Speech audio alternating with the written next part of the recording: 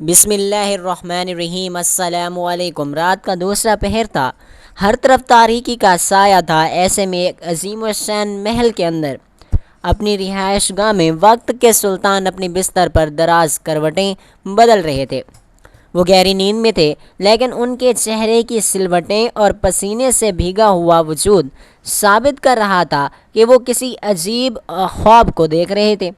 سلطان خواب میں دیکھ رہے تھے کہ وہ ایک عظیم و شان محل کے اندر ایک خواب گاہ کے دروازے کے سامنے موجود ہیں، ایک خواب گاہ جس کا دروازہ ہلکا سا کھلا ہوا تھا اور اس میں سے روشنی کی کرنیں باہر نکل رہی تھیں۔ سلطان ایک سحر انگیز سی کیفیت میں مبتلا ہو گئے۔ خواب گاہ کے پردے ہوا سے ہل رہے تھے اور جیسے ہی سلطان نے نیم بند دروازے کو دھکیلا، پورا کمرہ تیز روشنی سے بھر گیا۔ گویا یہ منظر دیکھنا آسان نہ تھا، لیکن دل پر پتھر رکھ کر سلطان نے خواب گاہ کے اندر قدم رکھ دیا۔ خواب گاہ کے اندر مسہری پر ایک خوبصورت وقار شہزادی بیٹھی ہوئی تھی، جس کے چہرے پر موت کے شکنجے صاف محسوس ہو رہے تھے۔ اس کے چہرے پر چھائی زردی اور کمزور وجود یہ ظاہر کرتا تھا کہ وہ چند دن کی مہمان ہے۔ سلطان نے اس لڑکی کو دیکھا تو یہ دیکھ کر حیران رہ گئے کہ لڑکی کا چہرہ آنسوؤں سے تر تھا۔ اس نے اپنی ویران نظریں اٹھا کر سلطان کی طرف دیکھا اور مدد کے لیے پکارا، اور یہی وہ لمحہ تھا جب سلطان اپنے خواب سے جاگ گئے اور سلطان کی خواب گاہ میں مکمل خاموشی تھی اور رات پرسکون تھی۔ طوفان تھا تو صرف سلطان کے دماغ میں تھا، لیکن آخر یہ سلطان کون تھے اور انہوں نے ایسا خواب کیوں دیکھا تھا؟ خواب میں دکھائی جانے والی وہ لڑکی کون تھی جس کی موت اس کے چہرے پر دستک دے رہی تھی؟ یہ اپنے وقت کے مشہور سلطان صلاح الدین ایوبی رحمۃ اللہ علیہ تھے، جن کی ذہانت و بہادری کے قصے تاریخ کی کتابوں میں بھرے پڑے ہیں اور جن کی عقل مندی کا سکہ پوری دنیا میں چلتا ہے۔ کفار بھی جن کی ذہانت اور بہادری کے سامنے پانی پانی ہو جاتے ہیں۔ یہ وہ سلطان صلاح الدین ایوبی رحمۃ اللہ علیہ تھے جنہوں نے آدھی دنیا فتح کر کے اسلام کا راج قائم کیا۔ لیکن آخر سلطان صلاح الدین ایوبی رحمۃ اللہ علیہ کے خواب میں ایسی لڑکی کیوں آئی؟ سلطان گہری فکر اور پریشانی کا شکار تھے کہ انہیں خواب میں دکھائی جانے والی اس لڑکی کا سلطان سے کیا گہرا تعلق ہے، کیونکہ وہ ایک برگزیدہ شخصیت تھے اور اس بات پر حیران تھے کہ ان کے خواب بلا مقصد اور بلا وجہ نہیں آتے۔ وہ عبادت کر کے سویا کرتے تھے، ان کے خوابوں کا ایک خاص اشارہ ہوتا تھا۔ اس خواب میں انہیں کس جانب اشارہ کیا گیا تھا؟ آخر وہ لڑکی کون تھی اور اسے کس طرح کی مدد کی ضرورت تھی؟ کیا واقعی وہ سلطان صلاح الدین ایوبی رحمۃ اللہ علیہ کی مدد کی طلبگار تھی؟ یہ جان کر سلطان بے چین سے ہو گئے، کیونکہ وہ ایک درد مند دل رکھنے والے بادشاہ تھے اور ان کی رعایا میں جب تک ہر کوئی سکون کی نیند نہ سو جاتا، بادشاہ کو اپنے بستر پر سکون سے نیند نہیں آتی تھی۔ یہی وجہ تھی کہ ایک مدد کی طالب لڑکی کا جان کر سلطان تمام رات بے چینی کا شکار رہے۔ یہ بات سچ تھی کہ سلطان صلاح الدین ایوبی رحمۃ اللہ علیہ کو اپنی رعایا پر رحم کرنا پسند تھا، لیکن فطرتاً وہ ایک جنگجو انسان تھے جو پوری دنیا پر مسلمانوں کا راج دیکھنا چاہتے تھے۔ اگلی صبح کا قصہ تھا کہ جب کہ سلطان اپنے دربار میں موجود تھا، جب اسے اپنے خاص مصاحب کے ذریعے ملک شام میں بغاوت کی اطلاع ملی۔ سلطان ایک اعلیٰ کردار کا حامل فوجی سپر سالار بھی تھا۔ اس نے فوراً اسے فوجوں کو حکم دیا کہ تیاری کرو، جنگ کا وقت آ گیا ہے۔ تمام ملک میں افراتفری سے پھیل گئی۔ جیسے ہی فوج تیار ہوئی، سلطان صلاح الدین ایوبی رحمۃ اللہ علیہ نے پوری تیاری کے ساتھ ملک شام پر حملہ کر دیا۔ سلطان صلاح الدین ایوبی رحمۃ اللہ علیہ کی حملہ کرنے کی حکمت عملی بہترین تھی۔ وہ ہمیشہ تدبر کے ساتھ کام کرتے، جس کی وجہ سے ان کی فوج تر و تازہ رہتی تھی۔ ان کی بہترین حکمت عملی کی وجہ سے اسے وقت میں انہوں نے ملک شام کو فتح کر لیا اور اسے بھی سلطنت ایوبی میں شامل کر لیا گیا۔ اب اصولاً تو یہ ہونا چاہیے تھا کہ سلطان صلاح الدین ایوبی رحمۃ اللہ علیہ کو اطمینان میسر آ جاتا، لیکن شام ملک میں قیام کے دوران سلطان کو عجیب سی بے چینی نے آ گھیرا۔ ایک رات نیند میں سلطان صلاح الدین ایوبی رحمۃ اللہ علیہ کو پھر سے وہی خوبصورت اور جوان سال شہزادی نظر آئی جو کہ نیم جان اور نیم مردہ تھی۔ یوں لگتا تھا کہ بس موت کے قریب پہنچنے والی ہے۔ سلطان گھبرا کر جاگ گئے۔ وہ جانتے تھے کہ ان کے خواب بلا وجہ نہیں آتے اور اس خواب کے پیچھے بھی کوئی نہ کوئی وجہ ضرور تھی۔ سلطان کو فکر لگ گئی کہ آخر وہ جوان سال شہزادی کون تھی اور خواب میں انہوں نے اس کو اس قدر بدحال صورت میں کیوں دیکھا تھا۔ سلطان نے ابھی اس کا ذکر کسی سے بھی نہیں کیا تھا، اسی دوران ایک شخص نے ان سے ملاقات کی خواہش ظاہر کی۔ سلطان نے اطلاع دینے والے سے پوچھا کہ کون سا شخص ہے جو ان سے ملنا چاہتا ہے۔ اطلاع دینے والے نے کہا کہ آنے والا شخص ملک اسکلان کا ایک باشندہ ہے جو شدید پریشانی کا شکار لگتا ہے۔ اس کا کہنا ہے کہ اسے ملک اسکلان کے بادشاہ نے آپ کی خدمت اقدس میں بھیجا ہوا ہے اور آپ سے مدد کا خواستگار ہے۔ سلطان صلاح الدین ایوبی رحمۃ اللہ علیہ نے جب یہ سنا کہ کوئی شخص ان کی مدد کا خواہش مند ہے تو اپنی حفاظت کی پرواہ کیے بغیر انہوں نے اس شخص کو اپنے دربار خاص میں بلا بھیجا۔ جب یہ شخص اندر آیا تو سلطان صلاح الدین ایوبی نے اس سے پوچھا کہ کیا معاملہ ہے، تمہیں میری مدد کی ضرورت ہے؟ اس شخص نے بھرائی ہوئی آواز میں کہا کہ حضور، مدد کی ضرورت مجھے نہیں ہے بلکہ میرے بادشاہ کو ہے، وہ شدید پریشانی کا شکار ہے۔ ہم نے آپ کے متعلق سن رکھا تھا کہ آپ خدا داد، ذہانت اور طاقت کے مالک ہیں، بڑے بڑے مسئلے آپ کے سامنے چٹکیوں میں حل ہو جاتے ہیں۔ آپ کی شخصیت اور ذات میں ایک ایسی ہنرمندی چھپی ہوئی ہے جس کے ذریعے آپ کسی بھی مسئلے کو حل کر سکتے ہیں۔ سلطان صلاح الدین ایوبی رحمۃ اللہ علیہ نے جب یہ سنا تو ان کے چہرے پر فکر اور پریشانی کی گہری لہر پھیل سی گئی۔ وہ جان گئے تھے کہ ملک اسکلان کا بادشاہ کسی شدید پریشانی کا شکار لگتا ہے۔ آنے والے شخص نے سلطان صلاح الدین ایوبی رحمۃ اللہ علیہ کو ملک اسکلان کے بادشاہ کا دعوت نامہ بھی دیا تھا، جس میں سلطان صلاح الدین ایوبی کو ملک اسکلان میں رہائش اور دورے کے لیے خاص طور پر بلایا گیا تھا۔ بادشاہ نے یہ دعوت نامہ قبول کر لیا اور اپنی فوجوں کو ملک اسکلان کی طرف تیاری کرنے کا بھی حکم کر دیا تھا، کیونکہ ملک شام تو پہلے ہی فتح ہو چکا تھا۔ سلطان اس کا انتظام اور انصرام اپنے قابل بھروسہ بندوں کے حوالے کیا اور خود ملک اسکلان کی طرف نکل پڑے۔ سلطان اپنے وزیر کے ہمراہ جیسے ہی ملک اسکلان کے بادشاہ کے محل میں پہنچے، بادشاہ اور اس کے وزراء خاص سلطان کے استقبال کے لیے وہاں پر پہلے سے ہی موجود تھے۔ بادشاہ پریشان حال سا لگتا تھا۔ ملک اسکلان کے باشندوں نے اور بادشاہ نے سلطان صلاح الدین ایوبی کی خوب آؤ بھگت کی اور انہیں بہترین رہائش بھی مہیا کی، لیکن سلطان صلاح الدین ایوبی رحمۃ اللہ علیہ کو محل میں ایک عجیب سی ہلچل محسوس ہو رہی تھی، ایسے جیسے کسی خاص چیز کی آہٹیں بادشاہ اور اس کے اہل خانہ کو بے چین کیے ہوئے تھیں۔ بادشاہ کا چہرہ متوہم رہتا تھا، یوں جیسے وہ اندر ہی اندر گھل رہا ہو اور روتا رہتا تھا۔ سلطان صلاح الدین ایوبی رحمۃ اللہ علیہ نے بالآخر اس مسئلے کا حل جاننا چاہا، لیکن اس سے پہلے کہ سلطان خود سے کوئی قدم اٹھاتے، بادشاہ نے ان سے بات کرنے کی ٹھان لی تھی۔ ایک رات جب سلطان صلاح الدین ایوبی رحمۃ اللہ علیہ اپنی سوچ میں گم اپنی رہائش گاہ میں موجود تھے تو بادشاہ نے ان کے دروازے پر ہلکی سی دستک دی۔ بادشاہ کے یہ اصول ہوتے تھے کہ ایک بادشاہ خود چل کر کسی دوسرے بادشاہ کے کمرے تک نہیں جاتا تھا، اس کام کے لیے انہوں نے وزیر اور خاص افراد منتخب کر کے رکھے ہوئے ہوتے تھے۔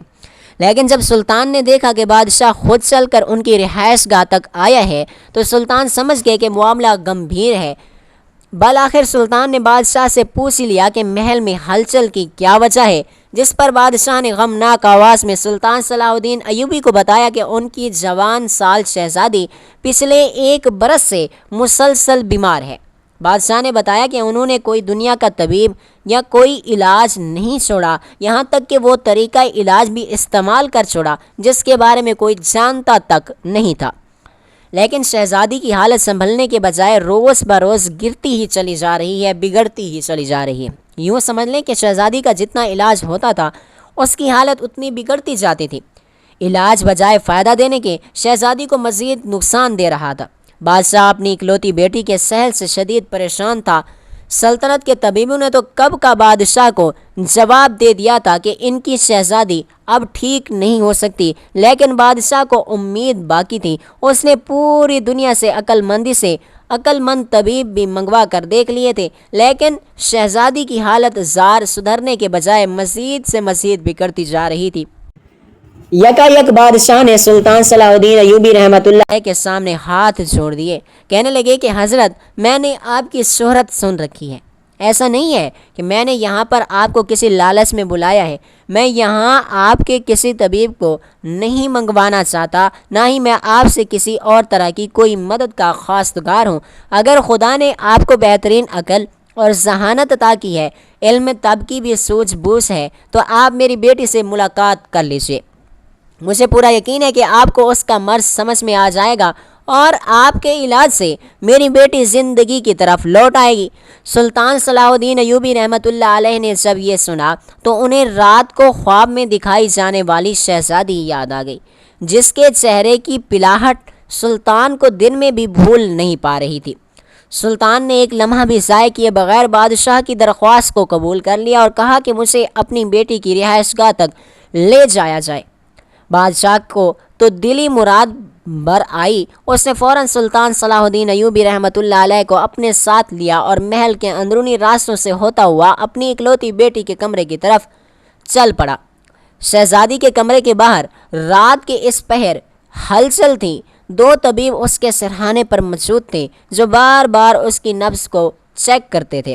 دونوں طبیبوں کے چہروں پر شدید مایوسی تھی۔ سلطان صلاح الدین ایوبی رحمۃ اللہ علیہ نے رہائش گاہ میں داخل ہوتے ساتھ شہزادی کا چہرہ دیکھا۔ یہ وہی شہزادی تھی جسے رات میں سلطان نے اپنے خواب میں بار بار دیکھا تھا۔ سلطان ایک دم چونک گئے۔ وہ یہ جاننا چاہتے تھے کہ آخر یہ شہزادی ان کو خواب میں کیوں دکھائی گئی تھی، کیا واقعی وہ اس کا علاج کر سکتے تھے؟ لیکن وہ تو ایک سپر سالار تھا، کوئی طبیب نہیں تھا، کوئی ماہر نہیں تھا۔ اس بات کا جواب سلطان صلاح الدین ایوبی رحمۃ اللہ علیہ کو اگلے چند لمحوں میں ملنے والا تھا۔ سلطان نے آگے بڑھ کر غور سے شہزادی کا چہرہ دیکھا۔ وہ موت سے بس چند قدموں کی دوری پر تھی۔ آہٹ سن کر شہزادی نے ہلکی سی آنکھیں کھولیں اور اپنے باپ کے سامنے ایک اجنبی کو دیکھ کر چونک گئیں۔ بادشاہ نے شہزادی کو اطمینان دلایا کہ یہ سلطان صلاح الدین ایوبی رحمۃ اللہ علیہ ہیں، جن کی شہرت سارے زمانے میں مشہور ہے اور وہ یہاں پر شہزادی کے علاج کے لیے آئے ہوئے ہیں۔ بادشاہ خوش تھا کہ اب اس کی بیٹی موت کے منہ سے واپس آ جائے گی۔ اگر اللہ تبارک و تعالیٰ نے چاہا تو سلطان کے علاج سے وہ ٹھیک ہو جائے گی۔ سلطان نے طبیبوں سے چند سوالات کیے اور اندازہ کر لیا کہ طبیب شہزادی کی جس بیماری کا علاج کر رہی ہے، شہزادی کی اصل بیماری وہ نہیں، کوئی اور تھی۔ سلطان ایک جہاں دیدہ انسان تھے۔ انہوں نے بادشاہ سے کہا کہ وہ شہزادی سے اکیلے میں کوئی بات کرنا چاہتے ہیں۔ بادشاہ کو بھلا اس بات سے کیا اعتراض ہو سکتا تھا۔ اس نے طبیبوں کو کمرے سے رخصت کر دیا، باہر بھیج دیا اور خود بھی شہزادی کو پیار بھری نظروں سے دیکھتا ہوا کمرے کے باہر جا کر کھڑا ہو گیا۔ اسے سلطان پر پورا بھروسہ تھا اور سلطان صلاح الدین ایوبی رحمۃ اللہ علیہ بھی اپنے دل کی بات مان کر شہزادی کے علاج کے لیے تیار ہو گئے تھے۔ انہیں بھی اپنے آپ پر پورا یقین تھا۔ سلطان شہزادی کے پاس بیٹھے اور اس کی نبض کو اپنے ہاتھ میں لے لیا۔ سلطان نے شہزادی کی ظاہری حالت کو دیکھتے ہی یہ جانچ لیا تھا کہ اس کے جسم کے کسی اعضاء میں کوئی مسئلہ نہیں سوائے اس کے دل کے۔ وہ کسی گہرے غم کی لپیٹ میں ہے، ایک ایسا غم جس نے شہزادی کے دل و دماغ سے جینے کی امنگ کو ختم کر دیا ہے۔ وہ اندر ہی اندر گھل رہی ہیں، یوں جیسے موت نے اسے زندگی سے زیادہ متاثر کرنا شروع کر دیا۔ لیکن سلطان صلاح الدین ایوبی رحمۃ اللہ علیہ کو اس چیز نے حیران کر دیا کہ اس جوانی میں، جب کہ اس شہزادی کا باپ ایک پوری سلطنت کا بادشاہ ہے، اس شہزادی کو ایسا کون سا روگ ہے کہ یہ زندہ رہنے کے بجائے مر جانا چاہتی ہے اور اس کا دل جینے کی امنگوں کو بھلا چکا ہے۔ سلطان نے شہزادی سے اس کے بچپن کے قصے دریافت کرنا شروع کیے۔ وہ شہزادی کو خود سے مانوس کرنا چاہتے تھے، گویا کہ شہزادی کچھ بولنے کے لائق تو نہیں تھی، لیکن سلطان کے چہرے کی نرمی کو دیکھ کر وہ سلطان کو اپنے اندر کی باتیں بتانے لگی۔ سلطان اس سے اس کی سہیلیوں، اس کی سخیوں، رازدارانوں اور والدین کے متعلق پوچھنے لگے۔ شہزادی ہر کسی کے بارے میں سرسری جواب دیتی رہی، جیسے اسے ان سب کے بارے میں بات کرنے میں بھی کوئی خاص دلچسپی نہیں تھی۔ لیکن یکایک شہزادی نے شادی اور شادی کے متعلق اپنے خیالات پر خاموشی اختیار کر لی۔ سلطان صلاح الدین ایوبی رحمۃ اللہ علیہ نے محسوس کیا کہ شہزادی کی نبض کی رفتار بڑھ گئی ہے۔ سلطان نے جب شہزادی کے چہرے کی طرف دیکھا تو وہاں اسے ایک دلگیر تاثر نظر آیا۔ سلطان سمجھ گیا کہ شہزادی کے دل میں کوئی گہری بات پوشیدہ ہے جو اس کے اندر پھانس کی طرح چبھ رہی ہے۔ سلطان صلاح الدین ایوبی رحمۃ اللہ علیہ نے انتہائی ذہانت سے شہزادی سے کچھ سوالات کیے اور شہزادی نے اپنا دل کھول کر سلطان صلاح الدین ایوبی کے سامنے رکھ دیا۔ جو کچھ شہزادی نے سلطان کو بتایا اس نے سلطان کے حواس کو معطل کر دیا۔ وہ سوچ بھی نہیں سکتا تھا کہ شکل سے ہمدرد دکھنے والا یہ بادشاہ اپنی بیٹی کے ساتھ اتنا ظلم کیسے کر سکتا ہے، ایک ایسا ظلم جس نے اس کی پیاری اولاد کو بستر مرگ پر لگا دیا تھا۔ وہ جینے کے بجائے مر جانا زیادہ پسند کر رہی تھی۔ اکھڑی سانسوں کے بیچ میں شہزادی نے جو کہانی سلطان کو سنائی وہ یہ تھی کہ کچھ عرصہ قبل جب یہ نوجوان اور خوبصورت شہزادی اپنی سہیلیوں کے ساتھ جنگل میں پھول چن رہی تھی، وہ اپنے سہیلیوں سے بچھڑ گئی اور جنگل میں کہیں آگے سے آگے نکل گئی۔ اگرچہ وہ ایک شہزادی تھی لیکن شوئی قسمت کے اس روز اس کی حفاظت کے لیے کوئی سپاہی اس کے پاس تک موجود نہ تھا۔ شہزادی جنگل میں راستہ بھٹک گئی۔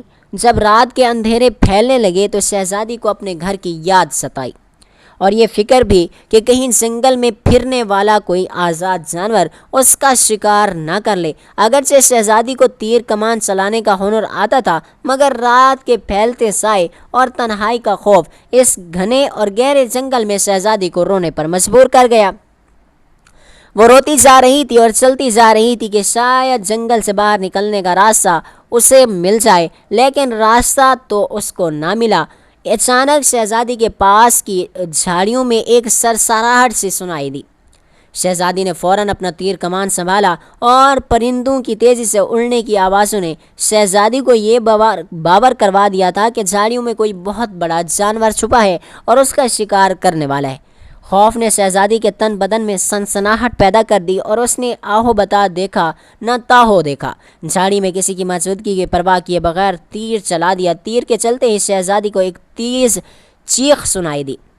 یہ چیخ ایک انسان کی تھی۔ شہزادی کا خوف رفو چکر ہو گیا۔ اس نے آگے بڑھ کر جھاڑیاں ہٹائیں تو دیکھ کر حیران سی رہ گئی کہ وہاں ایک لکڑہارا اپنے دن بھر کی جمع پونجی لکڑیوں کو سمیٹتے ہوئے اس کا تیر کھا بیٹھا ہے۔ شہزادی کا تیر اس کی ران میں لگا تھا۔ صدے شکر کہ تیر مہلک ثابت نہیں ہوا، لیکن شہزادی دیکھ کر حیران رہ گئی کہ اس جوان لڑکے کو اس طرح جھاڑیوں میں چھپ کر بیٹھنے کی بھلا کیا ضرورت تھی۔ شہزادی کو فطرتاً غصہ آیا اور اس نے اس لڑکے کو مخاطب کر کے کہا کہ اے لکڑہارے، آخر تم اس جھاڑیوں میں چھپ کر کیا کر رہے تھے، جب کہ تم دیکھ ہی رہے تھے کہ میں ایک پریشان حال شہزادی ہوں جو راستے کی تلاش میں بھٹک رہی ہوں۔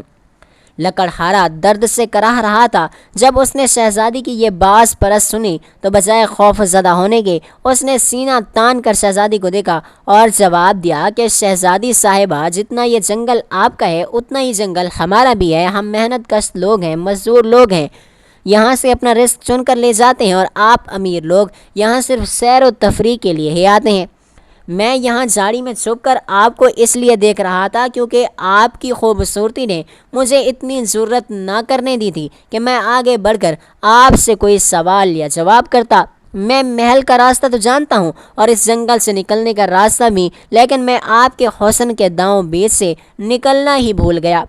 شہزادی نے جب یہ سنا تو اس کی ایک دھڑکن الگ لین پر چلنے لگی۔ لکڑہارا خوبصورت اور جوان سال تھا۔ شہزادی نے اب تک صرف شہزادوں، بادشاہوں اور شاہی لوگوں کے ساتھ ہی زندگی بسر کی تھی اور ایک عام آدمی کے ساتھ پہلی دفعہ مل رہی تھی۔ اس نے حیرت سے لکڑہارے کے معمولی کپڑوں کو دیکھا اور اس کے پاس پڑی لکڑیوں کی گٹھڑی کو بھی دیکھا۔ اسے یقین نہیں آ رہا تھا کہ آخر لوگ اس طرح بھی کیسے گزارا کر سکتے ہیں۔ شہزادی کو افسوس ہوا کہ اس نے ناحق ایک غریب لڑکے کو تیر مار کر اس کو زخمی کر دیا تھا۔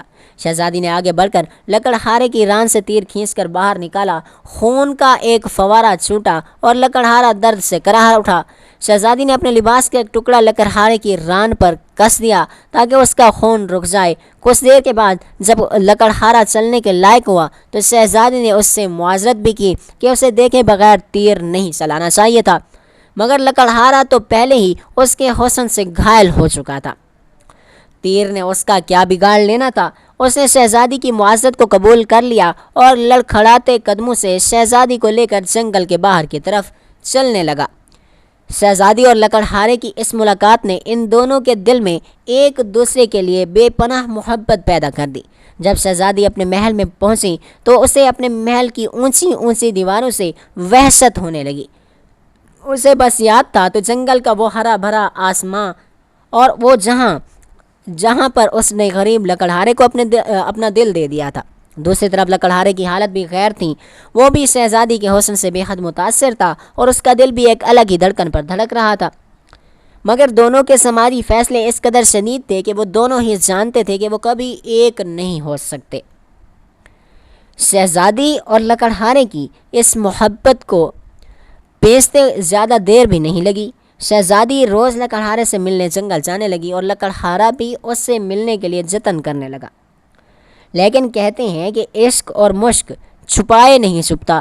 بالکل اسی طرح شہزادی اور غریب لکڑہارے کی محبت کی اس داستان کو سپاہیوں نے جلد ہی بھانپ لیا، اور ایک روز جب شہزادی جنگل سے واپس پہنچی تو اس نے اپنے باپ کو راہداری میں بے چینی سے ٹہلتے ہوئے دیکھا۔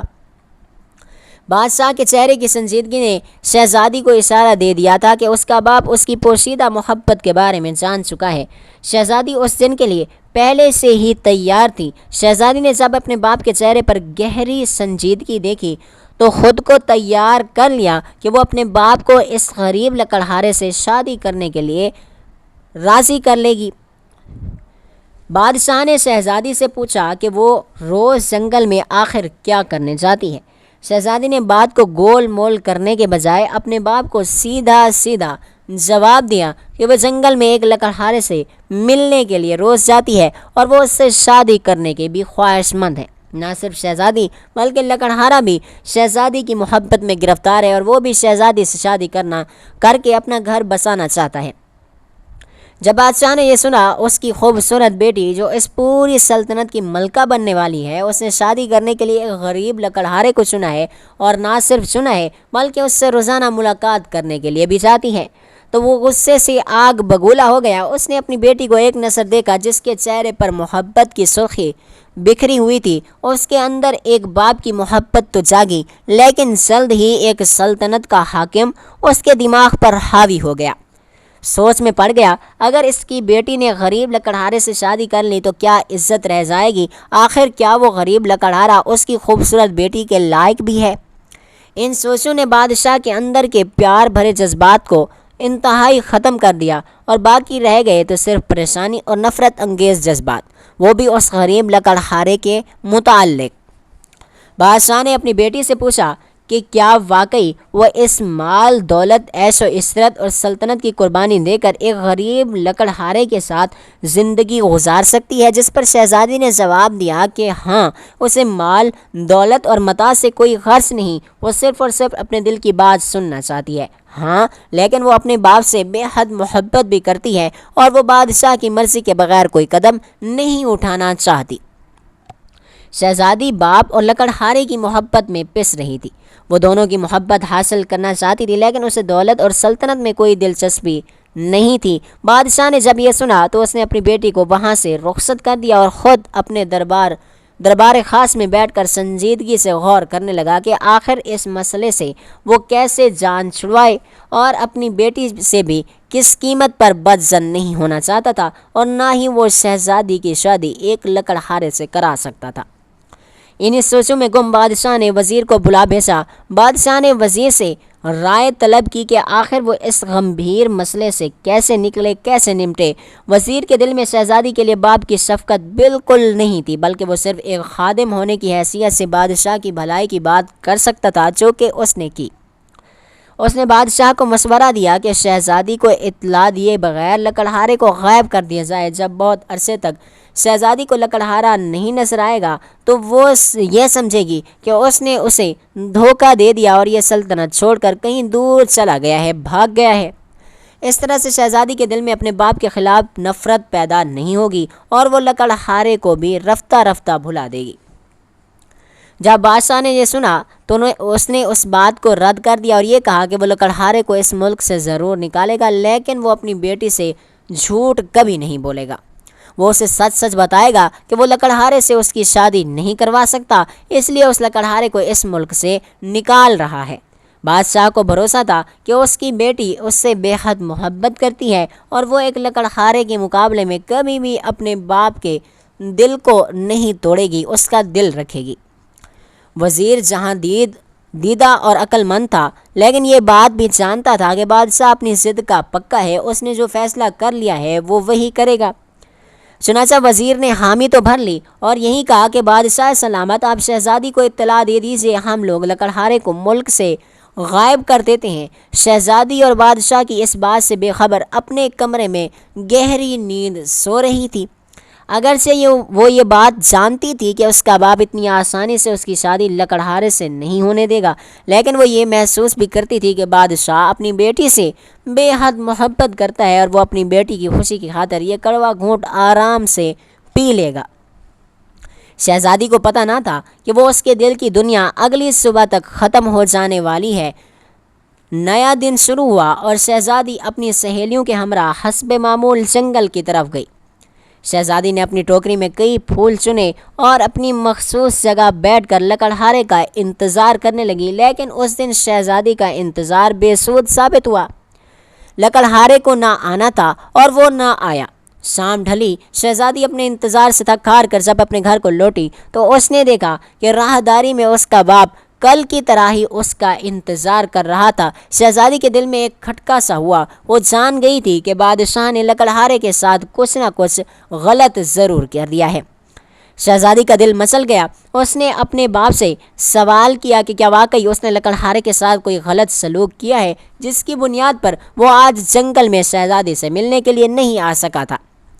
بادشاہ کیونکہ پہلے ہی یہ عہد کر چکا تھا کہ وہ اپنی بیٹی سے جھوٹ کبھی بھی نہیں بولے گا اور اس کو سچ سچ بتائے گا کہ اس نے لکڑہارے کو ملک سے باہر نکال دیا ہے، تو اس نے ایک ٹھنڈی سانس بھری اور وہ اپنی بیٹی سے کہا، پیاری بیٹی، میں جانتا ہوں کہ تمہارے دل میں لکڑہارے کے لیے محبت بھرے جذبات تھے، لیکن تمہاری اس سے شادی کسی بھی طرح ہماری سلطنت کے لیے فائدہ مند ثابت نہیں ہوتی تھی، اس لیے میں نے اس غریب لکڑہارے کو آج صبح اس کے گھر والوں سمیت ملک بدر کر دیا ہے۔ میں نہیں جانتا وہ کہاں ہیں اور تمہیں بھی جاننے کی ضرورت نہیں، بہتر یہی ہے کہ تم اپنے مستقبل کے بارے میں سنجیدگی سے سوچو۔ یہ سب کچھ میں نے تمہاری بھلائی کے لیے کیا ہے، تمہارے سکون کے لیے کیا ہے، کیونکہ تم سے میں بے حد محبت، بے حد پیار کرتا ہوں۔ بادشاہ کی ان باتوں سے شہزادی کو محسوس ہوا کہ اس کے دل کی دنیا بالکل ختم ہوتی جا رہی ہے، لیکن وہ ایک اچھی بیٹی بھی تھی۔ اس نے اپنے باپ کے سامنے نظر نہیں اٹھائی اور اس نے خاموشی سے اپنے باپ کا فیصلہ تسلیم کر لیا۔ لیکن اس روز کے بعد سے شہزادی کو ایک خاموشی سی لگ گئی، وہ ایک ایسی خاموشی جو اندر ہی اندر گھٹن کی طرح اس کو کھانے لگی۔ رفتہ رفتہ شہزادی بستر سے جا لگی، وہ لکڑہارے کی محبت کو اپنے دل سے نہ نکال سکی اور اپنے باپ کے سامنے بغاوت کا جذبہ بھی پیدا نہ کر سکی۔ ان دونوں کی محبت نے شہزادی کو اندر ہی اندر سے ختم کر دیا اور وہ جوان سالی میں ہی بستر سے لگ کر موت کا انتظار کرنے لگی۔ شہزادی نے جب اپنی یہ داستان مکمل کر لی تو سلطان صلاح الدین ایوبی نے شہزادی کا چہرہ دیکھا، وہ آنسوؤں سے تر تھا۔ اگرچہ سلطان صلاح الدین ایوبی ایک شرعی اصولوں پر کاربند انسان تھے، لیکن اس کے باوجود وہ بادشاہ کے اس عمل پر سخت ناراض بھی تھے۔ وہ جانتے تھے کہ بادشاہ یہ سب کچھ اپنی سلطنت اور اپنی عزت بچانے کے لیے کر رہا ہے، حالانکہ اگر وہ یہ سب کچھ اللہ کی رضا کے لیے کرتا تو سلطان کو اس کے عمل پر کوئی افسوس نہ ہوتا، لیکن شہزادی کو کیونکہ اپنی محبت کے ہاتھوں مجبور تھی تو وہ بھی اس وقت صرف اور صرف لکڑہارے کو ہی پانا چاہتی تھی۔ سلطان صلاح الدین ایوبی نے جب یہ ساری داستان سنی تو اسے شہزادی کا اصل مرض سمجھ میں آ گیا اور یہ بھی کہ شہزادی کا علاج کس طرح سے ممکن ہے۔ اس نے خاموشی سے شہزادی کو رہائش گاہ کو چھوڑ دیا اور وہ واپس اپنی رہائش گاہ میں چلا گیا۔ اگلی صبح جب بادشاہ نے سلطان صلاح الدین ایوبی سے دریافت کیا کہ اس نے شہزادی سے کیا کیا بات کی تو سلطان نے عقل مندی سے کام لیتے ہوئے بادشاہ سے کہا کہ وہ شہزادی کا مرض سمجھ گئے ہیں اور یہ بھی کہ شہزادی کا علاج کس طرح سے ممکن ہے۔ سلطان صلاح الدین ایوبی نے بادشاہ سے کہا کہ شہزادی ایک سنگین مرض میں مبتلا ہے جس کا علاج کسی طبیب یا حکیم کے پاس موجود نہیں، بلکہ پرانی کہاوتوں کے مطابق شہزادی کا علاج ایک ایسے لکڑہارے کی مدد سے کیا جا سکتا ہے جو عرصہ دراز ہوا ہو اپنا ملک چھوڑ کر در بدر کی زندگی بسر کر رہا ہو۔ بادشاہ نے جب یہ سنا تو سٹا پٹا رہ گیا اور اس کے ذہن میں فوراً اس لکڑہارے کا خیال آیا کہ کہیں وہیں لکڑہارا شہزادی کی بیماری کی وجہ تو نہیں ہے، اور کیا واقعی لکڑہارے کی واپسی سے اس کی دل عزیز بیٹی کی صحت مند ہو سکتی ہے۔ بادشاہ اس وقت سوائے اپنی بیٹی کی زندگی کے اور کسی چیز کی تمنا نہیں کر رہا تھا، اس لیے اس نے فوراً سلطان کو یہ درخواست کی کہ جس طرح سے بھی ممکن ہو لکڑہارے کو بلا کر شہزادی کا علاج کروایا جائے۔ سلطان صلاح الدین ایوبی رحمۃ اللہ علیہ اور بادشاہ کے حکم کے تحت وزراء اور بادشاہ کے خاص آدمی اس لکڑہارے کو ڈھونڈنے کے لیے نکل کھڑے ہوئے۔ کئی روز کی جدوجہد اور تلاش بسبب کے باوجود جب لکڑہارے کا کچھ پتہ نہ چلا تو بادشاہ کی امیدیں جواب دینے لگیں۔ دوسری طرف شہزادی کی حالت بھی دن بدن بگڑتی چلی جا رہی تھی اور اب اس کے ٹھیک ہونے کی کوئی اثرات نظر نہیں آتے تھے۔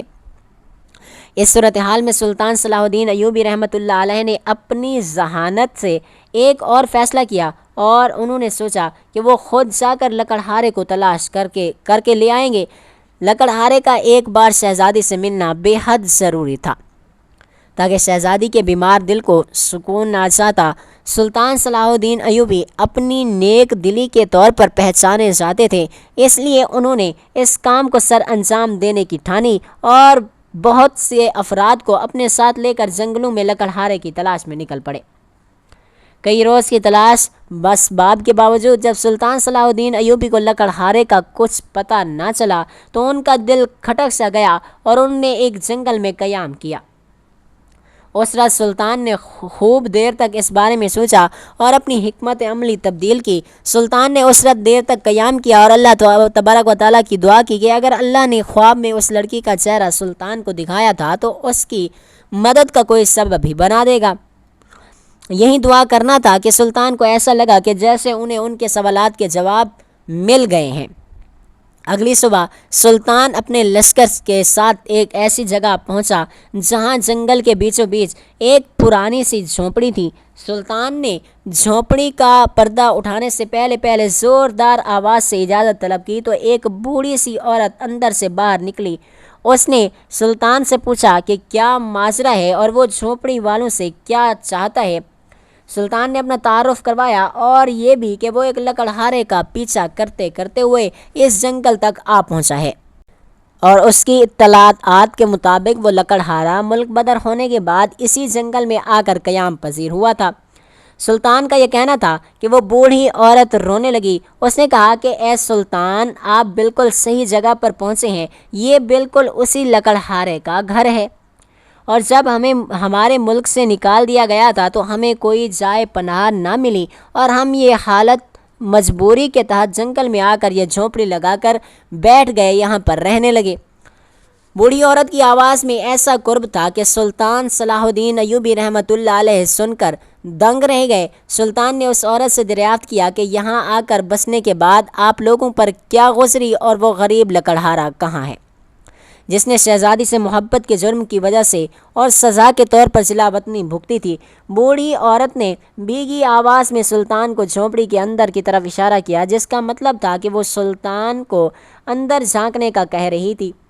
سلطان نے جھونپڑی کا خستہ حال پردہ اٹھایا اور اندر داخل ہوا۔ اندر کا منظر سلطان کے حواس پر بجلی بن کر گرا۔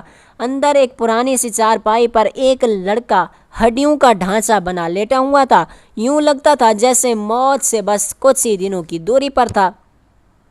اس لڑکے کو دیکھتے ہی سلطان نے پہچان لیا کہ یہ وہی لکڑہارا ہے جسے شہزادی سے محبت کی سزا ملی تھی اور وہ اس طرح یہاں جھونپڑی میں اپنی زندگی کے آخری دن گزار رہا تھا، وہ بھی جانی کہ اسی عالم میں۔ سلطان نے ہمدردی سے اس لڑکے سے دریافت کیا کہ آخر کس چیز نے اسے ان حالات تک پہنچا دیا، جس پر اس لڑکے کی آنکھوں میں آنسو آ گئے، لیکن اس نے شہزادی کے باپ بادشاہ کے مطابق کوئی برا لفظ بیان نہیں کیا اور نہ ہی زبان سے نکالا۔ سلطان نے جب یہ دیکھا تو اس نے ارادہ کیا کہ وہ اس لڑکی کو اور اس کی ماں کو اپنے ساتھ شہزادی کے گھر یعنی اس بادشاہ کے محل میں لے کر جائے گا۔ سلطان صلاح الدین ایوبی رحمۃ اللہ علیہ جو اپنی من پسندی اور انصاف کی بدولت بہت زیادہ مشہور تھے، انہیں کسی صورت یا منظور نہ تھا کہ یہ بے گناہ لڑکا اس طرح یہاں موت کے منہ میں چلا جائے۔ چنانچہ انہوں نے اس عورت اور اس کے بدحال بیٹے کو اپنے ساتھ لیا اور ملک اسقلان کی جانب روانہ ہو گئے۔ جب یہ لوگ ملک اسقلان پہنچے اور بادشاہ کو اس کی اطلاع ملی کہ سلطان صلاح الدین ایوبی رحمۃ اللہ علیہ اس غریب لکڑہارے کو لے کر واپس لوٹ آیا ہے، تو بادشاہ کی خوش دیدی تھی۔ وہ یہ جانتا تھا کہ اس لکڑہارے کو جب دیکھتے ہی اس کی شہزادی بالکل ٹھیک ہو جائے گی، لیکن وہ یہ نہیں جانتا تھا کہ اس کے کیے گئے ظلم نے لکڑہارے کا کیا حال کر دیا تھا۔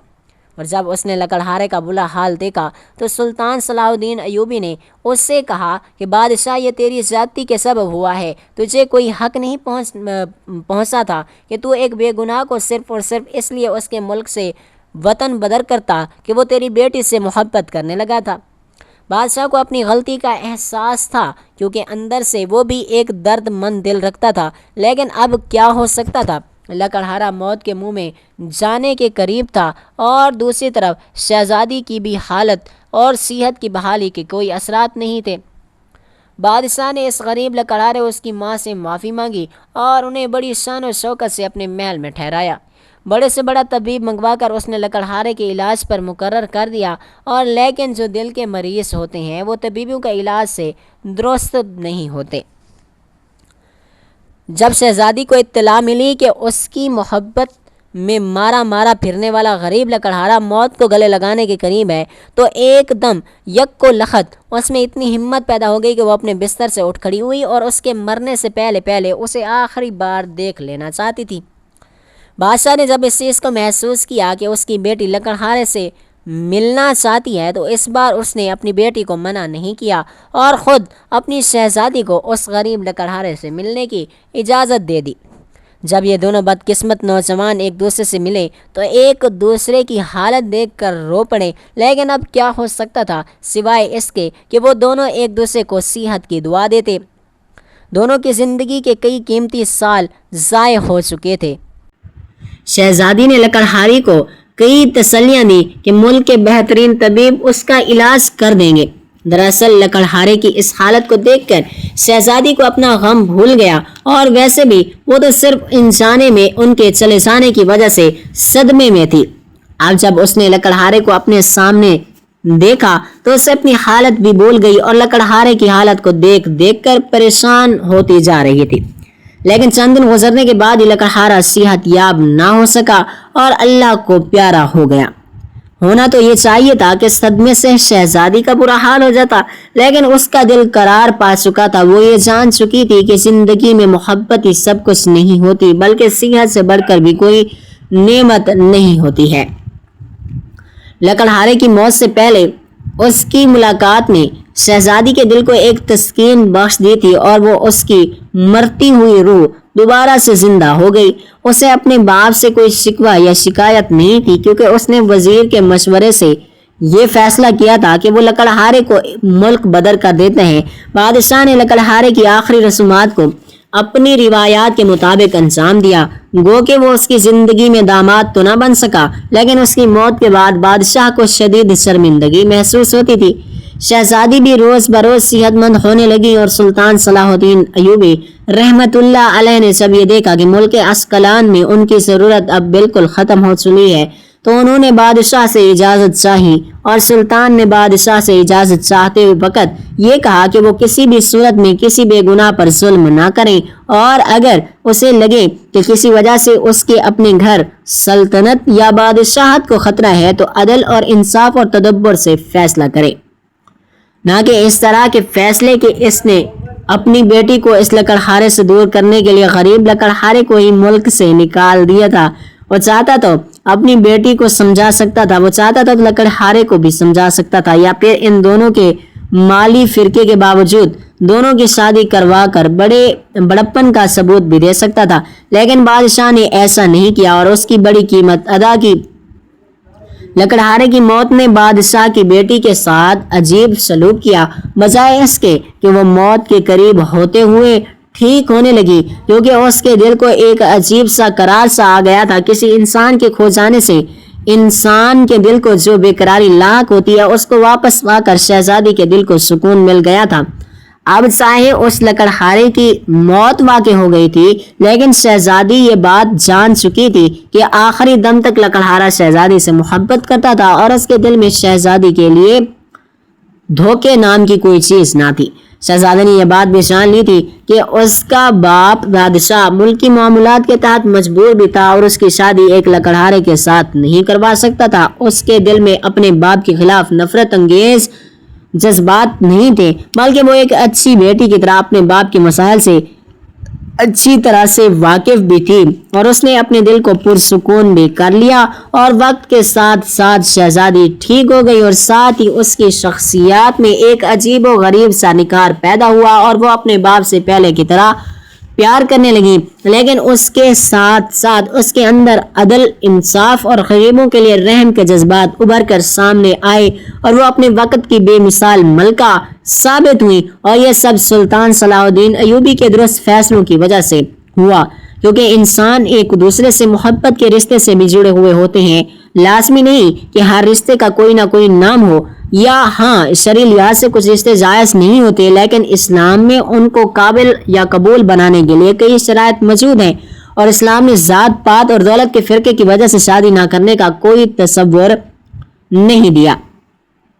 سلطان صلاح الدین ایوبی رحمۃ اللہ علیہ اپنے وزیروں، اپنے مشیروں اور خاص بندوں کے ہمراہ اپنے ملک واپس لوٹ گئے۔